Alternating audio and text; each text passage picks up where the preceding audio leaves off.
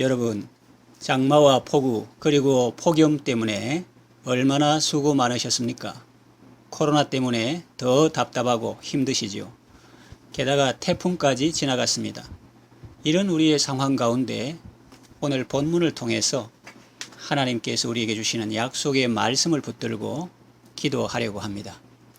먼저 우리가 기억해야 할 것은 이 땅에는 많은 재난과 재앙이 있다는 사실입니다.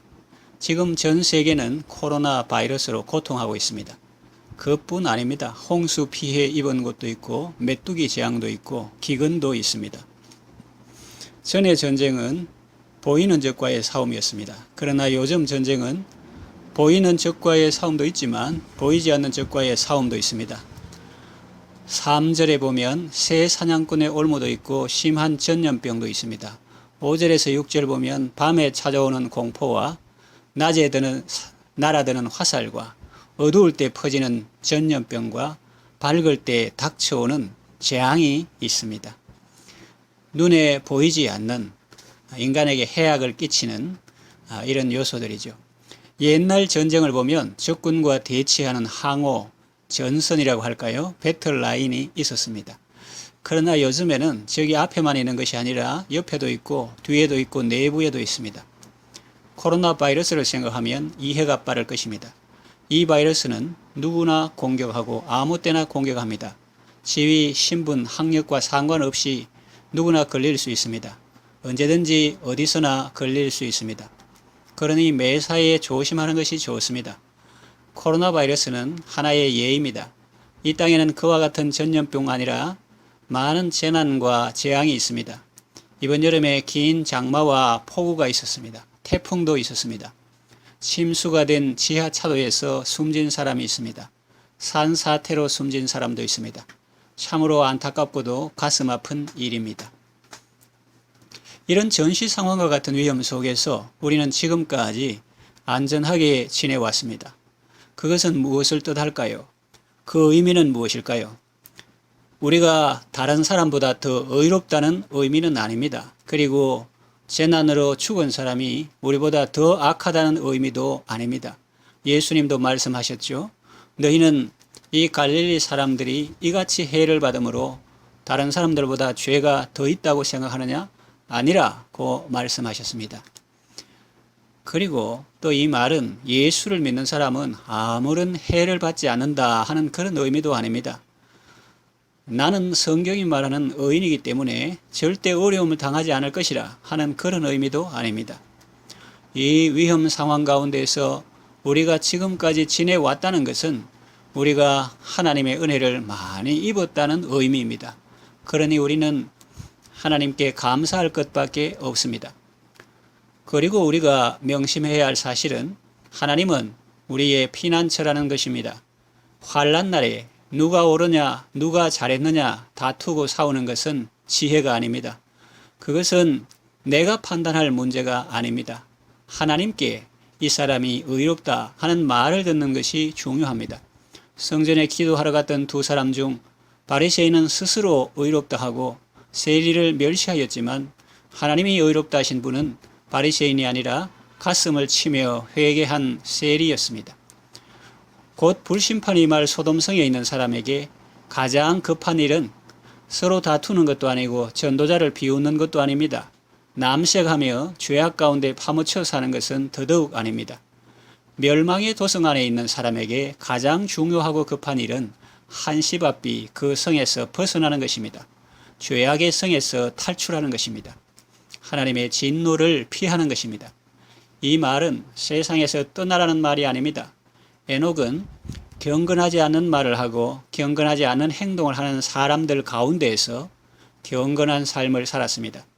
죄악의 성에서 탈출하라는 말은 두 발은 이 땅을 딛고 살더라도 마음은 늘 저 높은 곳을 향하여 날마다 나아가는 삶을 살라는 의미입니다. 비록 괴로움과 죄가 있는 곳에 살더라도 빛나고 높은 저곳을 날마다 바라보며 살라는 의미입니다. 이런 환난의 때에 우리가 꼭 붙들어야 할 말씀이 있습니다. 하나님은 우리의 피난처라는 말씀입니다. 2절에도 나오고 9절에도 나오죠. 그렇습니다.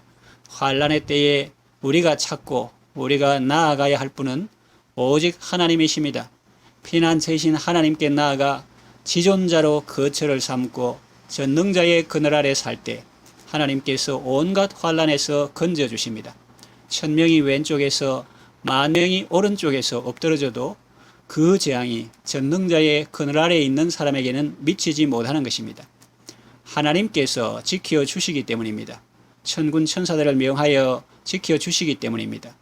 놀라운 약속의 말씀이 있습니다. 14절에서 16절 그가 나를 사랑한즉 내가 그를 건지리라. 그가 내 이름을 안즉 내가 그를 높이리라. 그가 내게 간구하리니 내가 그에게 응답하리라. 그들이 환난 당할 때에 내가 그와 함께하여 그를 건지고 영화롭게 하리라. 내가 그를 장수하게 함으로 그를 만족하게 하며 나의 구원을 그에게 보이리라. 이 말씀을 굳게 붙들고 우리는 하나님을 사랑하고 그 이름을 알고 그에게 간구하는 삶을 살아야 합니다. 이것이 우리가 할 일이요. 그 후에 나오는 나머지는 하나님께서 하시는 일입니다. 자신이 할 일은 하지 않으면서 하나님의 약속만 들먹이는 것은 어리석은 일입니다. 환난 날에 아무 효력이 없습니다. 홈리와 비나하스가 아무리 하나님의 언약궤를 전장에 모셔와도 그들은 전사하고 전쟁에 패했습니다. 이스라엘이 우상 숭배를 회개하지 않고 아무리 하나님이 우리와 함께 하시니 우리는 절대로 망하지 않는다 해도 망하고 말았습니다. 지존자로 거처를 삼아야 합니다. 전능하신 자의 그늘 아래서 살아야 합니다. 십자가 보혈을 의지해야 합니다. 나의 의를 버리고 주님 주신 의를 붙들어야 합니다. 그래야 심판을 통과할 수 있습니다. 말씀을 정리하며 마치겠습니다. 환난 날에 우리가 바라보아야 할 분은 오직 하나님입니다. 우리가 엎드려서 간청해야 할 분도 오직 하나님이십니다. 그분이 바람과 바다를 잠재우실 것입니다. 그분이 전염병도 멈추게 하실 것입니다. 우리가 간구할 때 응답해 주시고 환난 날에 우리와 함께하여 우리를 건져주시고 영화롭게 하실 주님을 바라보면서 감사함으로 아뢰는 복된 시간 되기를 바랍니다. 기도합니다. 하나님 아버지, 전염병의 위험에서 지금까지 우리를 지켜주셔서 감사합니다. 이 땅에는 전염병뿐 아니라 많은 재난과 사고와 질병이 있습니다. 고통 가운데 있는 많은 사람들이 피난처 되신 주님께 나와 구원을 받게 하소서.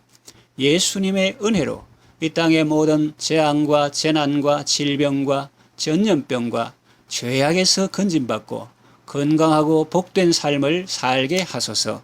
예수님의 이름으로 기도합니다. 아멘.